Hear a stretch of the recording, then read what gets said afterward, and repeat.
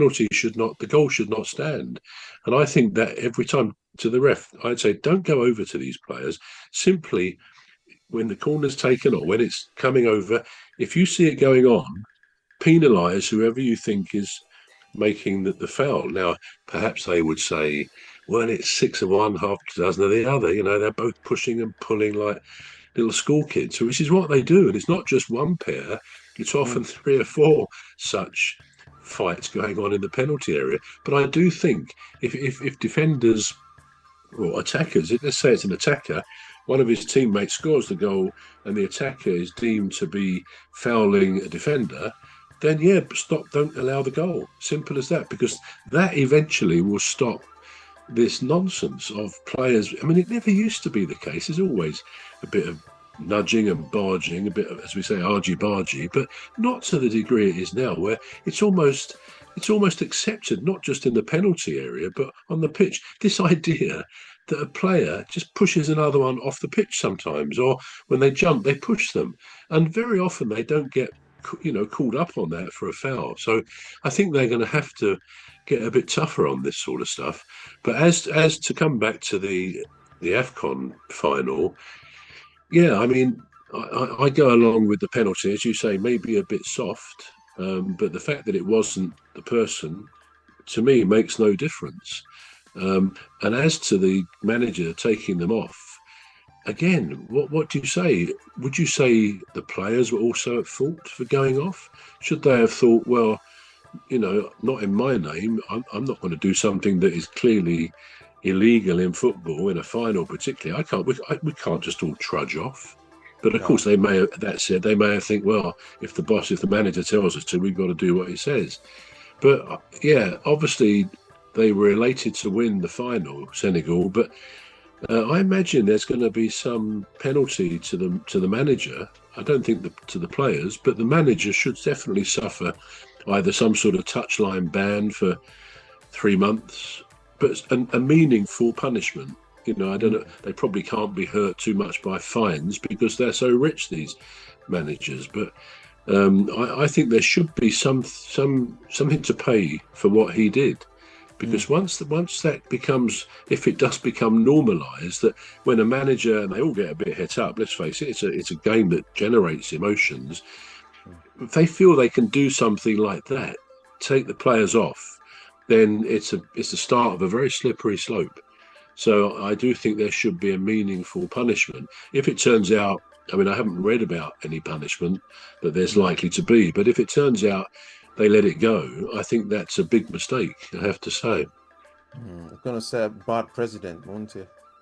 Presidents, I suppose. Well, yeah. Well, it was just out. It was unbelievable. I was watching it and I'm thinking, this is not happening in football. This is happening in football. Yeah. I couldn't believe it. Yeah. But it was really a grief to the manager. And I was watching Senegal and I'm thinking they are a formidable team actually, because remember we played them in the friendlies. I don't know if you remember that. Thomas Tuchel played them. Yeah, I do. Yeah, I do remember. And we lost to them. We lost to that same team. Yeah, I forget the score, but we did lose. Yeah, we did lose to them. And I watching them, I'm thinking they are really, really formidable team. Good side. I hope we don't get to meet them in the finals. Yeah, I hope somebody knocks them out. We'll hope so. I hope somebody knocks them out before they get any closer to us. But anyway, what's his name?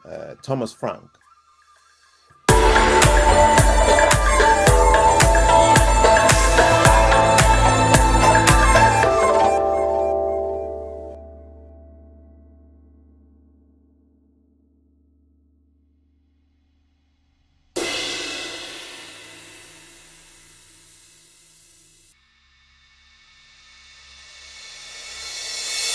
Thomas Frank.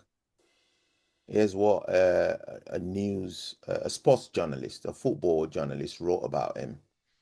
He said, all season, people have been wondering whether Thomas Frank is the next Nuno Santos.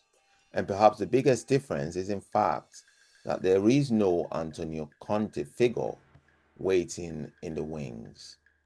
Now, I then had to look up where they were on the table.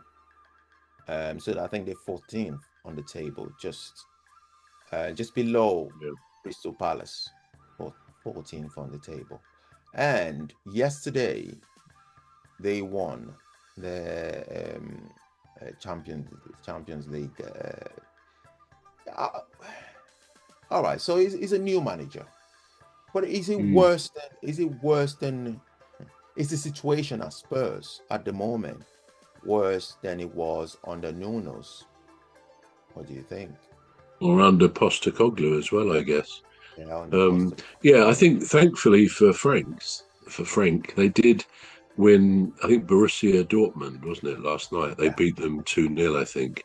Yeah. So that was a very necessary victory. I mean, Borussia Dortmund are quite a good side, and I think if Tottenham had lost that game, I mean, you get the feeling he's like 1 or 2 games away from the sack after the disappointment of recent results. But that obviously would have boosted him and the team a bit last night in the Champions League. But yeah, their league position at 14th isn't great, and they were used to this, of course, under Postecoglou, which is why they ultimately got rid of him, even when they won the Europa, didn't they, which put them into the Champions League. I don't know. I mean, Thomas Frank did really well, I think most people would say, at Brentford. He had some good players there. You know, Ivan Toney was the one that comes to mind, and even when he went, they got 1 or 2 other ones who are just very good. So he proved himself in the Premier League to be quite a good manager. Whether I mean, okay, it does depend on big club, small club, or middle-sized club. Tottenham obviously are a well-known big football team, large football team. Previous records are fantastic, really go back over the years. And maybe there's a difference between managing a relatively small club like Brentford and a big club like Tottenham. But maybe the difference is that it can be corrected over time. Some managers do need a bit of time to get their feet properly under the desk, to have their influence felt on the players. But I guess it's a sign, again, of the Premier League, where it demands, for the most part, instant success.